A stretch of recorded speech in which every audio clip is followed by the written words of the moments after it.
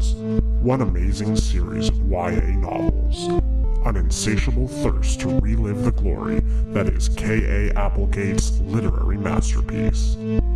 This is Fanimail, the Dork-Bajir Chronicles. Hello and welcome to the Dork-Bajir Chronicles, a podcast where we read through the Animorphs series on TV show, one book or TV show at a time, then talk about a TV show every week. Today we'll be talking about the Animorphs TV show, Changes, Part 2 is the name of the episode. My name is Mikhail, the TV show host. I'm Tessa, the TV show expert. And I'm Brayden, the TV show nobody. And of course, we're once again joined by the TV show, Jared. That's exactly what I am. I am the one to blame for all of this. I apologize. You apologize for nothing. At least this is another, Ron Oliver banger, so. Ron Oliver. He did this before he went to HBO and changed his name. To John Oliver? Yeah, that's the joke. No, to Jon Stewart. He also changed his accent. He wasn't English before. He was Irish, actually. It was kind of the reason for the revolution in 2013 there. All right. Dangerous ground we're treading now. For historical stuff we don't know how sensitive people still are about. Time for some... Fanimail! Ooh, yeah! Fanimail! Ooh, yeah! First piece of fan mail comes from the Kingle Mingle, Dr. Pete, a frequent fan mail contributor lately. They say in fiction, quoting us, saying in fiction, is Visser 3 actually a good general? I think it was either me or Brayden that said that. Anyways, they say, I think it's generally accepted that Visser 3 is good at battles and leading armies, as demonstrated in both the Chronicles. But Visser 1 has forced him into a stealth invasion, which is outside his competencies. I think it goes on a bit further in the comments, but that's a good point. I haven't been able to really formulate my response to that yet, but if you guys want to weigh in, the link to that tweet is in the comments. Yeah. It's not in the comments, in the description for this show. Ooh, what a mistake. Nice save, Mikhail. Yeah, sorry. Second piece of fan mail comes from @JustOneMango, who says, they retweeted a quote from Michael Grant, who talks about the Animorphs audiobooks happening, which we haven't talked too much about yet on this show, but kind of exciting in its own way. Anyways, Just One Mango says, can't wait for Mr. 3 to become canon. Hell yeah.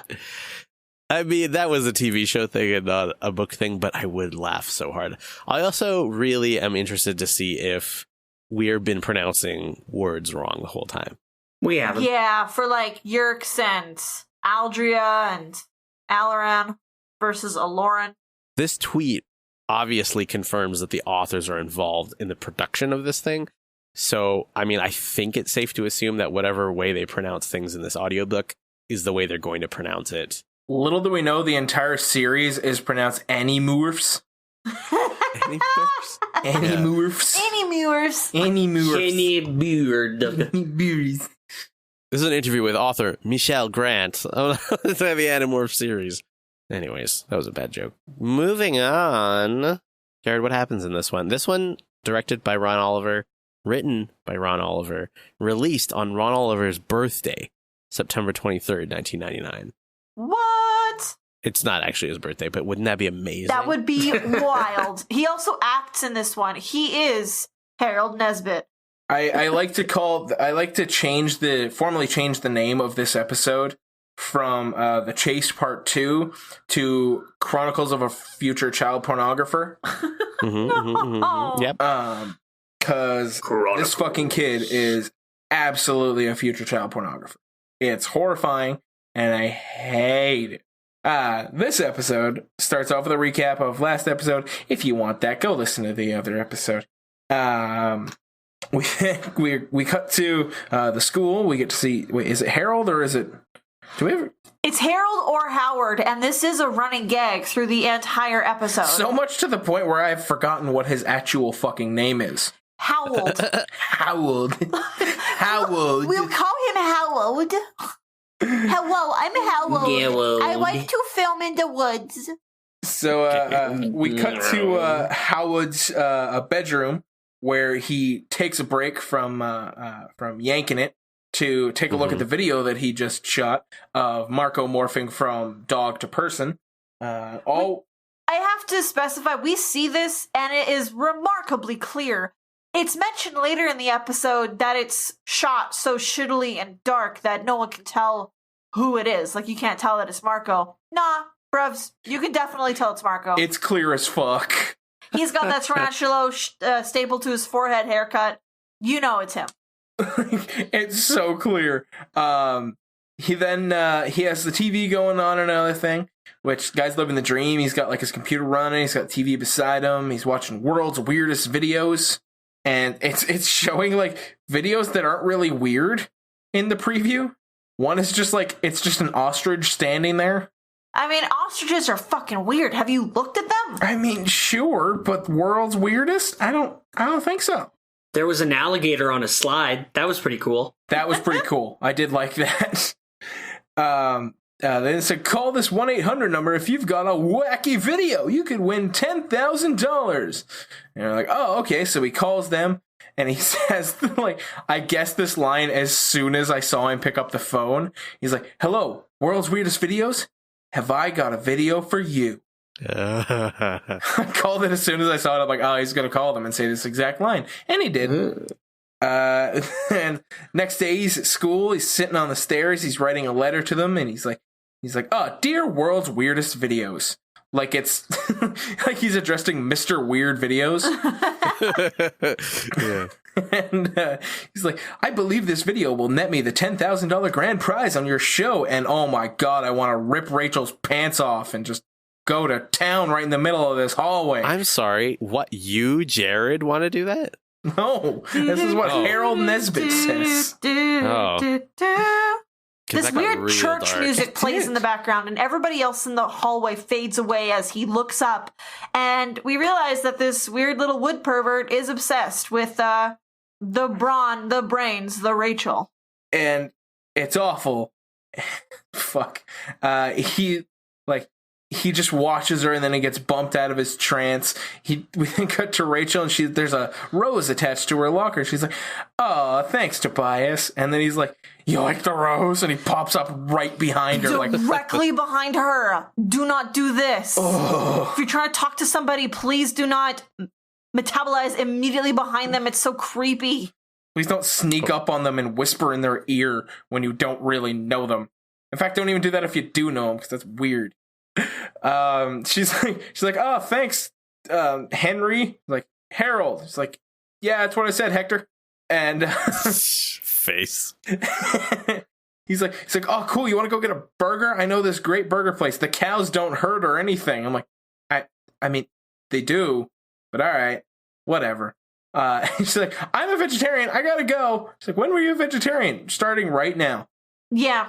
Which is referenced like twice more in this episode, just to really drive home the point that Rachel's a vegetarian. Although, you know what? Maybe this is our first instance of like things paying off for more than one episode. Last episode, they talked about saving animals from a makeup company, and maybe she's not vegetarian because of that adventure. Yeah, it's unlikely, I think. I think she was just blowing him off. But then Jake says it later, though. Maybe to follow through with the lie, she's just told everyone she's a vegetarian now. Maybe Jake's just real cool. Where do we go from here?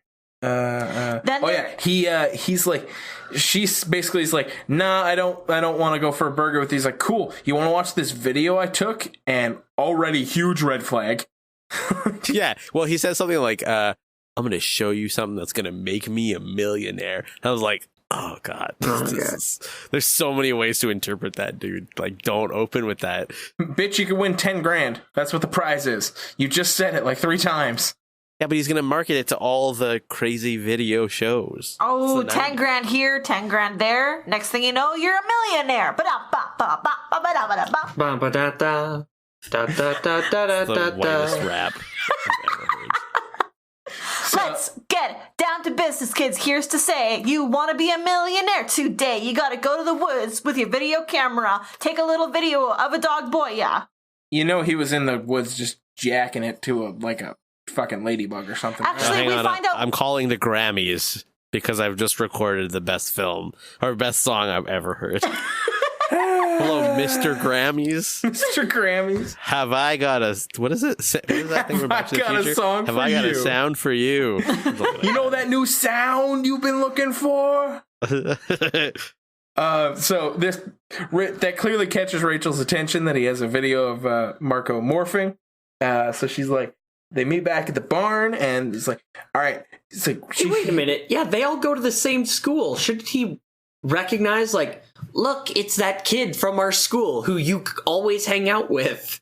No, because remember, they describe the video as being really poorly lit, so you can't see whose face it is. It's like really clearly, obviously, so Marco. Clearly Marco. I'm pretty sure at one point he turns and faces the camera. So they meet back at the barn, and he's like, oh no, they have this video of like you morphing, dipshit. What the fuck you doing? And they're like, all right, well, like we'll just go get it back. So they break into his house while he's sleeping, disguised or morphed as rats or mice, whatever they are. And they have to morph a human when his cat shows up. Fucking, this kid is both the lightest and the heaviest sleeper I have ever seen. He also sleeps clutching a sweaty VHS tape in his little sweaty fist. Who does that? That's how you ruin the tape. Chronic masturbators, that's who. What if my mom comes in while I'm sleeping? I need to keep this beside me. They're like, oh, that must be the morphing one. They steal it. Jokes. It's actually the special video. Before that, they're like, they break into his house. They demorph. Marco falls flat on his face. Yeah. And Jake's just like, what are you doing, dipshit? At like exact level. Like, why'd you fall? You're going to wake him up.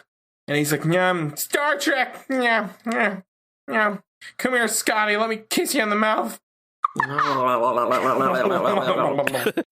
Anyways, they're sneaking into the room as mice? Is that what? Yeah, they broke into the room as mice. They morphed human.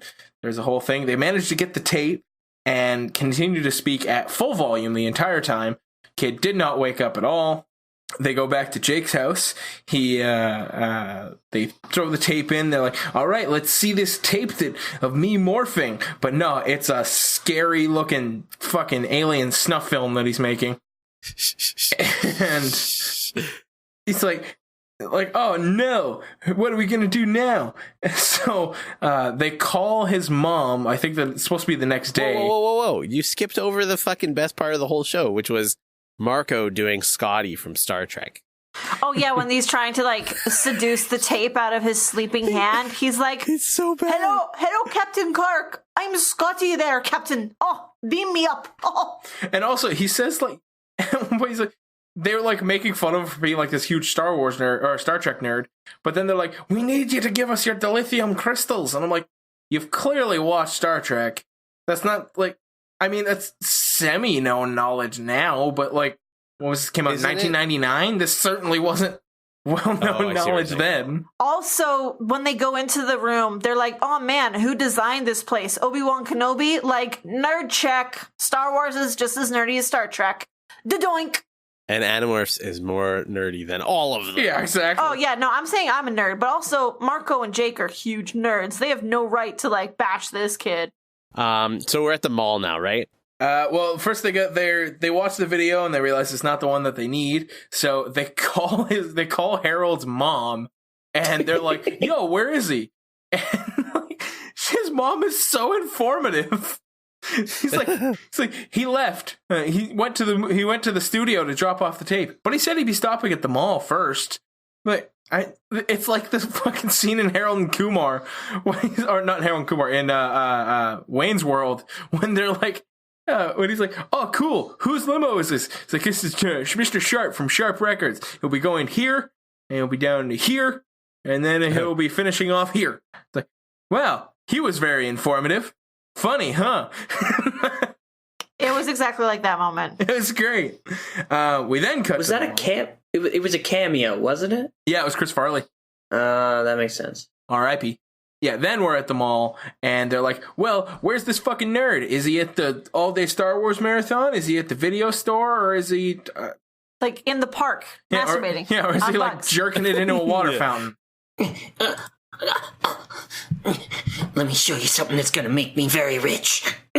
This kid would be jerking it in the bathroom. He has not enough, like, public courage to jerk in public. Let's get real. I feel very personally attacked. It was meant to be a personal attack. So yeah, they all kind of split up and try and find Harold.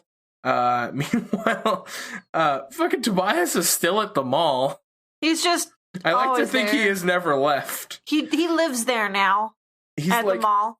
he's like he's like those fucking West End mall kids. He just morphs in the closet. Did you ever hear about that? It was like a bunch of kids who like ran away from home and they lived in like the back like employee entrances, hallways. Mall rats. Yeah. Fucking creepy shit. What? I read a book about them. I read like one of those like thin, pretty much actually a lot like Animorphs. There was this series of horror books, kind of like Goosebumps or kind of like Animorphs, but it was based in like, it was supposed to be more adult, quote unquote, oriented horror. And so it was like a little bit more violent. It was about more crazy shit like rats eating people or like alien parasites. And one of them was about dodging like some kids trapped in the mall overnight, dodging sketchy ass mall rat kids. Fucking creepy, man. Like a secret society kind of thing, or just like just trapped in the mall, and these mall rat kids are trying to like, you know, rob them or kill them. I think there was looking back, it was just scary because I thought, oh no, those mall rats are going to kill them. But like, they probably wouldn't have. They probably would have just tried to take their money and then not done that. And probably there was some subtext of like the poor sexually assaulting, you know, vulnerable white women. Oh, yeah. Poor people suck. Yeah. Jesus Christ. Fuck. Anyway, speaking of poor people, we got Tobias in a mall. Guess what he sees is another pervert with spray paint and a hawk stencil. Why is this guy a pervert? Everyone in the Animorphs is a pervert, including everyone who watches Did you see that red shirt? Yeah. Especially everyone who watches it. Yeah. I love watching. I prefer watching than doing it myself. So he sees this kid. Sex. He sees this kid spray painting in the mall and calls out to him. The kid bolts, and there's like a 3-minute sequence where they're running around on a fucking merry-go-round. It's like the last scene in the first season of Punisher in this bitch. Except he like just parkours in and out of it, and that's the end of it. No, it lasts for so long because they're like running around it. It's like 5 seconds long. It is not 5 seconds long. He parkours into it, and then they're like running against the flow of it, and it's like this guy's. And then he parkours out of it, and that's basically it. He looks both ways, right in front of the camera, as you do. Yeah, that's true. He does stop in front of the camera for a second, and it's really lame. Then he bolts into like a bank of lockers and disappears. Tobias is choked, so he goes back, steals this dude's newspaper, and gets a perfect transfer onto the newspaper. Yeah. Like, it's basically the same shade of black on the wall and on the newspaper. And the lines aren't smudged at all. Not even a little. And then as he leaves, we like slow push into the stencil on the wall, and we see there's a little smudge at the butt of the hawk, and it's like kind of focusing on that part of the stencil. That's the center of the frame, and it's like, okay, what does that specific smudge mean something? Spoiler alert, probably not. I really doubt it. We then cut to everybody's kind of wandering through the mall. Cassie sees Axe walking out of the dollar store, fondling a plunger. Yeah. And calls out to him. Axe just kind of ignores her and walks away. And she's like, what the fuck was that? Anyway, this creepy kid from the woods. Rachel happens to find him, luckily, because I think if like anybody else did, I don't know like what would have happened. What if Jake was like, yo, dude, where's your fucking tape? He'd be like, one, how do you know about my tape? Who the fuck are you? And why do you want it? and then it would have been a whole thing. But since it was Rachel, she was just like, yo, turn around, I'm gonna stick my hand in your bag and take your tape. Turns out he's already dropped it off at the TV station, and she essentially just leaves him there. She's like, oh, I dropped it off early. She's like, fuck, and then walks away. Because fuck this guy. Fuck you, shorty. She deserves a Revenge of the Nerds for how rude she is to this guy. He clearly just wants to trap you in his basement and use you. You gotta be more specific, because the things that happen in Revenge of the Nerds range from, I think, like, having a football thrown in your face to rape. So you gotta be specific what Revenge of the Nerds is being pulled on her. Brayden, you know I haven't seen it. I'm just using references to things. Brayden, come on. You know Mikhail's too much of a jock to see a movie titled Revenge of the Nerds. Yeah, I only watch sports bloopers and Rambo movies. He's too busy doing cool shit like recording Animorphs podcast. The only movie Mikhail has seen is the first 20 minutes of Dazed and Confused, where the seniors are beating up the freshmen. And I just assume they're the protagonists. The bullies are the protagonists. No. You assume Matthew McConaughey is the protagonist, the one who comes back to the high school to bang high school chicks. Oh, it's bad. Wooderson, you're disgusting. Ooh, that's bad. Is that bad? Yeah, that's bad. Yes, that's bad. I agree, that's bad. He's like 24. He's like, yo, aren't you 24? Yeah, and I'm not going back to my high school and trying to bang freshmen. I've heard some bad things about 24-year-olds. What? I've heard some bad things about 24-year-olds, like they like to bang high school chicks. Didn't you also say earlier that you wanted to bend Rachel over? Did I say that? No, Jared did. No, Harold said that. No. He said he wanted to put her over his knee and spank her, because she's been a very bad girl. Nothing sexual at all. No, okay, that's fair. Otherwise, then, if that's sexual, then my entire child... Can we move on to something not as creepy? I know that's our brand, but let's not go too hard into the creep paint. I don't even know Harold Yeah, no, of course not. Harold just said, no, sorry, I already dropped off the tape. So Jake and Rachel break into the TV station. Yes, they are disguised. They are morphed as lizards. They somehow wiggle their way into a box and get out on the executive's desk. And then Rachel's like, yummy, I'm going to eat a fly. And Jake says, wait, Rachel, you're vegetarian. Don't do it. So she demorphs. She's like, remind me to eat before we go on missions. Oh, come on. That's just, yeah. I don't know why I said, oh, come on. Like, it's the first time I heard that. That's pretty fair. They demorph. They're trying to, I think they're trying to find the tape, but they just, people end up coming. They hide in the, closet. Turns out it's Visser 3's newly acquired. I'm reading Altered Carbon, and I keep wanting to call them sleeves. It's Visser 3's newly acquired morph, Mr. Professional. And he's like, oh, let's watch this new pilot I just shot. And they show it, and it's the worst fucking thing in the world. It's this weird, kind of Happy Days. It's awful. It's fucking terrible. Me and My Big Mouth, it's called. There's this weird synth pulsing and a lot of quick cuts, and then Visser 3 and Morph opens up what looks like a little kerosene can and pulls out a yerk. The biggest fucking yerk we have ever seen in this show. It's like one of those weird African slugs that end up being 19 inches or something. What is that? I've never heard of that. I don't think Africa has slugs. You're thinking of South America, the banana slug. Maybe that's what I'm those thinking. big motherfuckers. Or maybe there's slugs in Africa. I mean, I'm sure there's at least one slug. Yeah. Even if it's just on vacation or something. Even if it's just an Animorph. Exactly. But yeah, it's huge. So the synthing pulse comes up and he yerks the TV executive. And he's like, all right, we'll go throw this on right now instead of World's Weirdest Videos. So we then cut to, we get to see Marco and Cassie in a scene. You don't very often get to see Marco and Cassie doing stuff together. Yeah, that's true. No, yeah. they're not a normal team up. They are not. I think it's because they're both in love with Jake, so it just gets too awkward if they hang out together. I love him more. No, I love him more. You don't think it's like a gross TV marketing thing where it's like, can't have both ethnic people in one scene? No. I mean, 1999, probably.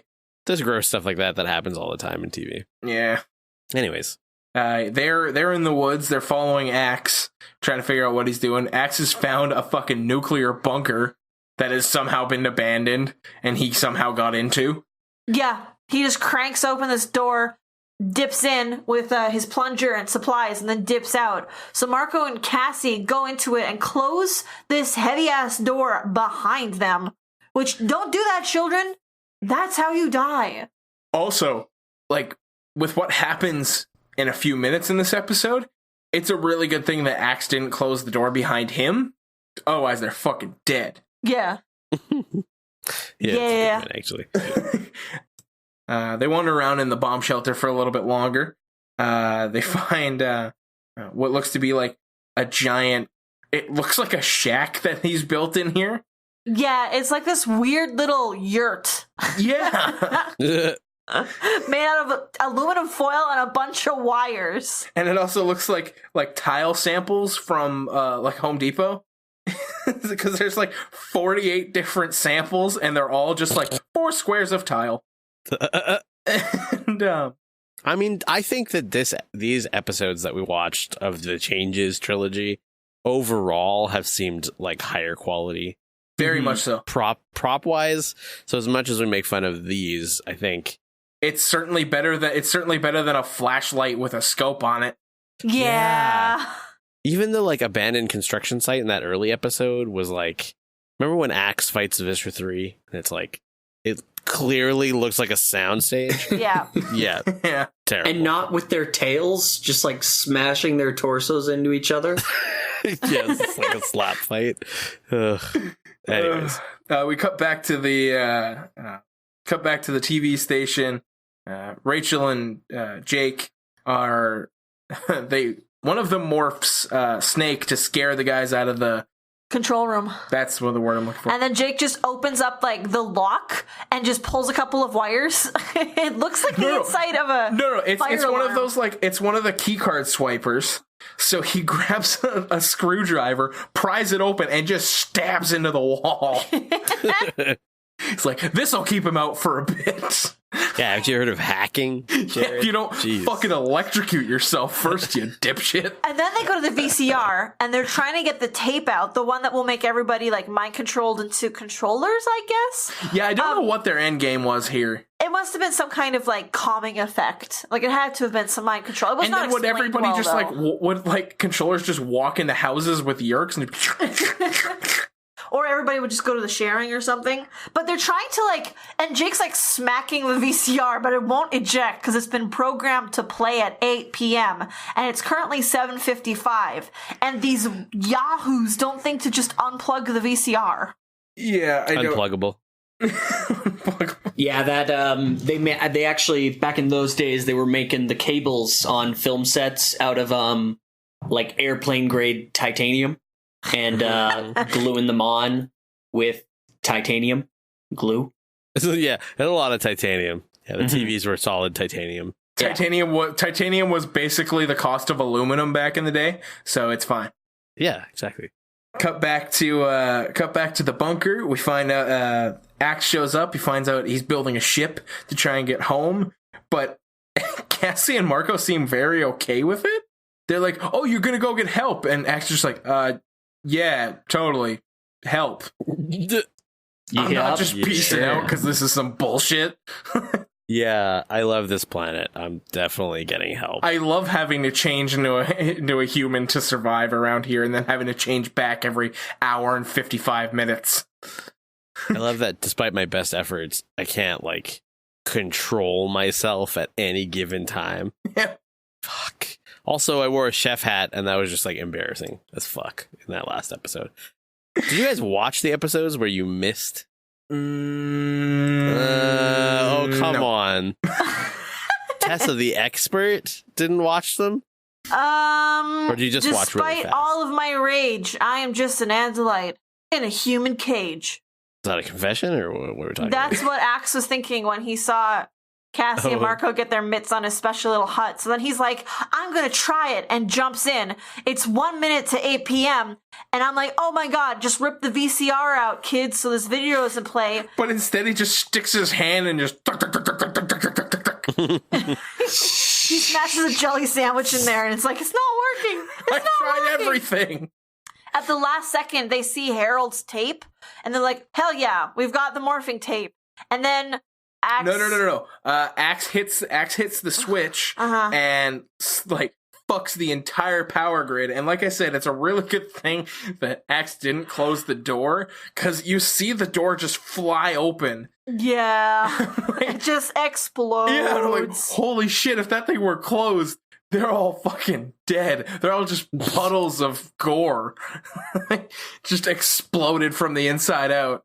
So it kills the whole... kills all the power directly at 8 o'clock. And luckily, when the power dies, the videotape ejects. They're like, oh, okay. It didn't work when you pressed it, but when the power dies, it works again. So they steal that. They steal the Yerk mind control tape. They've got the Howard tape.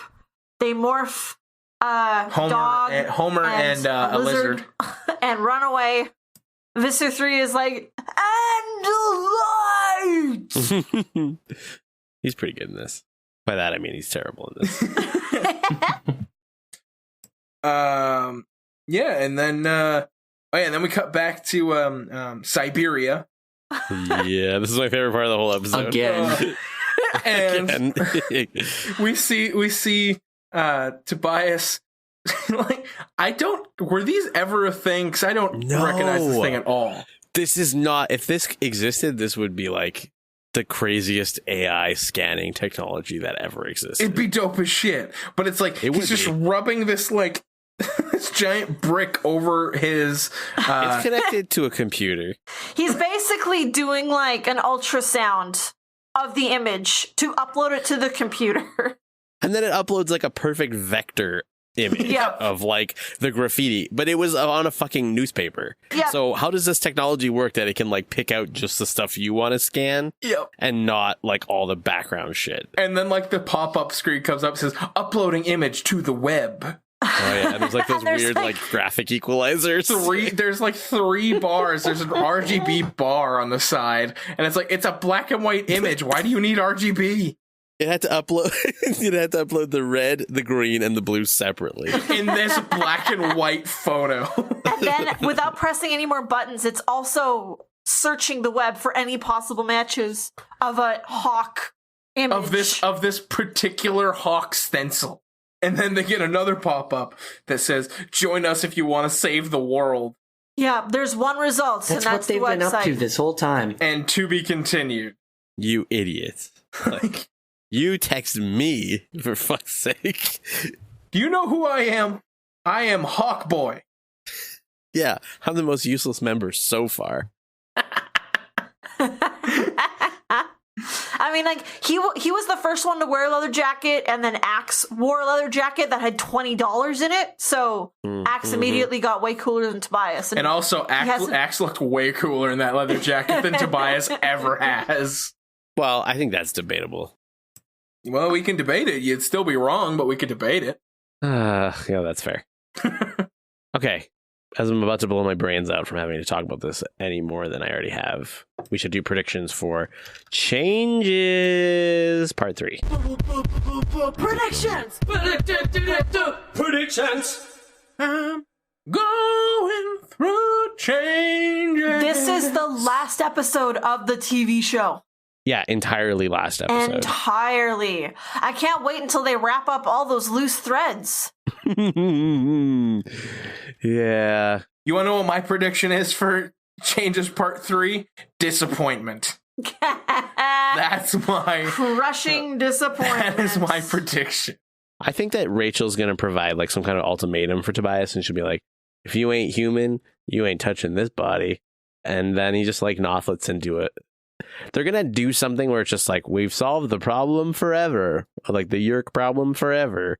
And then he just nothlets into a human. Any other non-sexual predictions? I I feel like the lady in the pink glasses that was the leader of January Rose Makeup Company from last episode is going to make a surprise appearance and punch Visitor 3 in the face. And just because she doesn't know who he is, you know that, no, right? she's just going to be like, she's going to see Visitor 3 attack Jake in Morph as a dog, and she's going to be like, no, animals are good now, and just punch him. No, I see it. It's going to be, Visitor 3 is going to morph Andalite and start attacking him, and she's going to, like, jump on his back and rub makeup in his eyes. And just be like, animal testing, bitch! And just blind him, and then they will murder Visitor 3. Do you think we're going to see another Dork-Bajir? Or, like, no. Are we just done with those? That's too expensive. I think we're done, yeah. I think they actually lost all of the Dork-Bajir puppets in a tragic fire.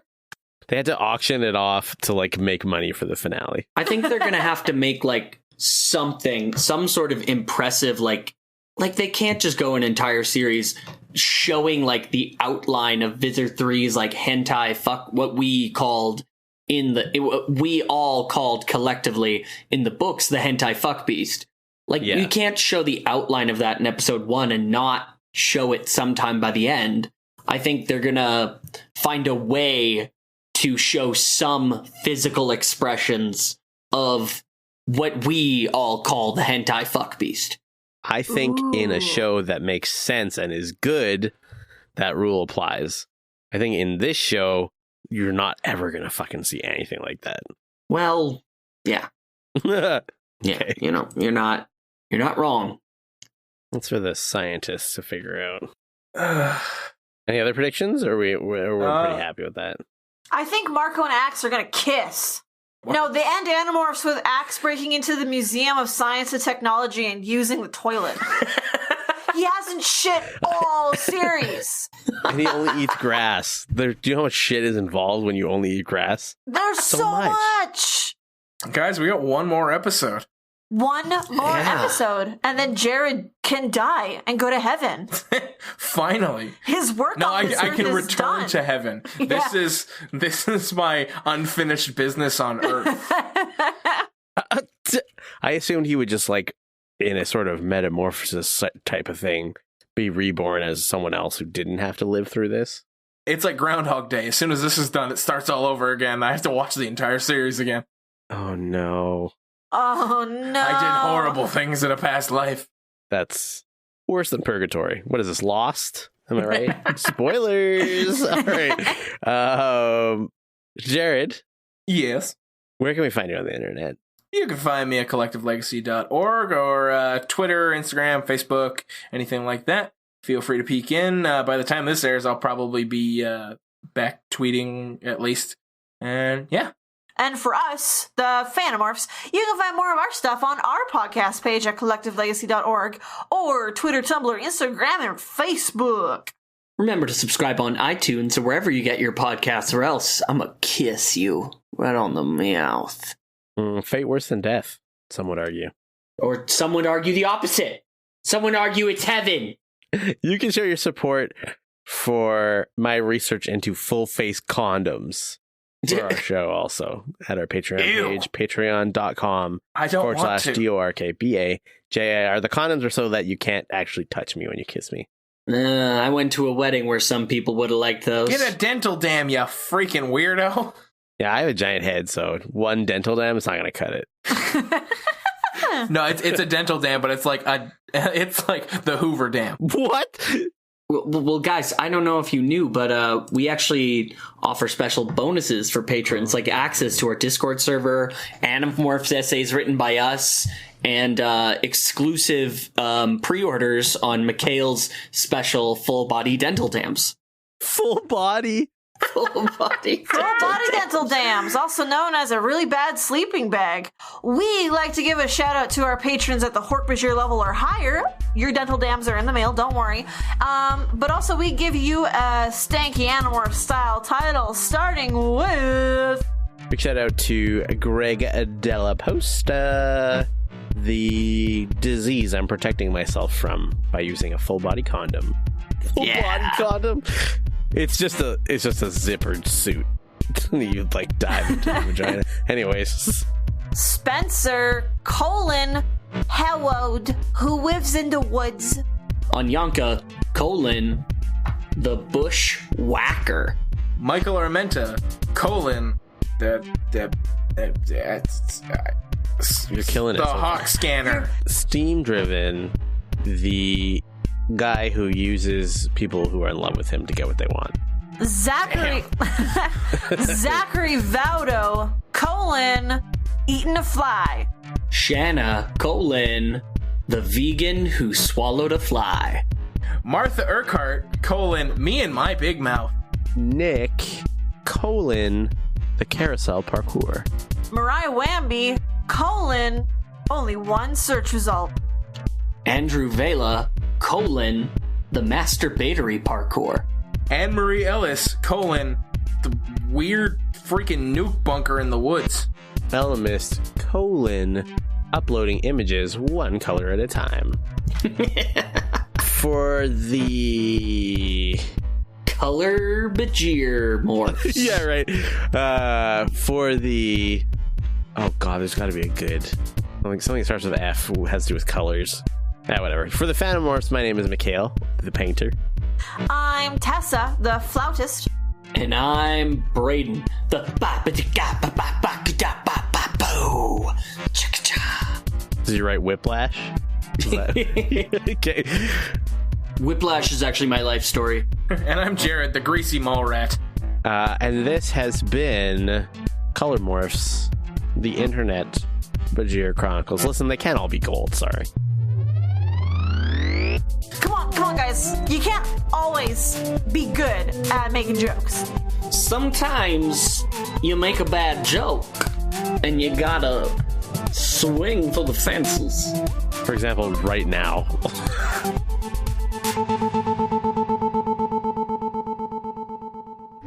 Hi, hello, welcome to the ad for the show. I'm Mitch, the host of Wank Talk Radio. On this show, I talk to interesting people about interesting things. Do you need to know more than that? Okay, fine. Pretty much we'll talk about whatever my guest is interested in or passionate for. Sometimes it'll be silly, sometimes serious, sometimes a bit of both. Whatever the topic is, hopefully we'll find a way to make you that much more of an expert about it. You can find us at collectivelegacy.org, along with some other equally awesome shows on our network. New episodes of Wank Talk Radio are every Sunday and Thursday, wherever you find your podcasts. Let us know what you think on Facebook, Twitter, and Instagram at Wank Talk Radio. That's WENGH Talk Radio. Wank Talk Radio. Brought to you by Collective Legacy, a podcast network.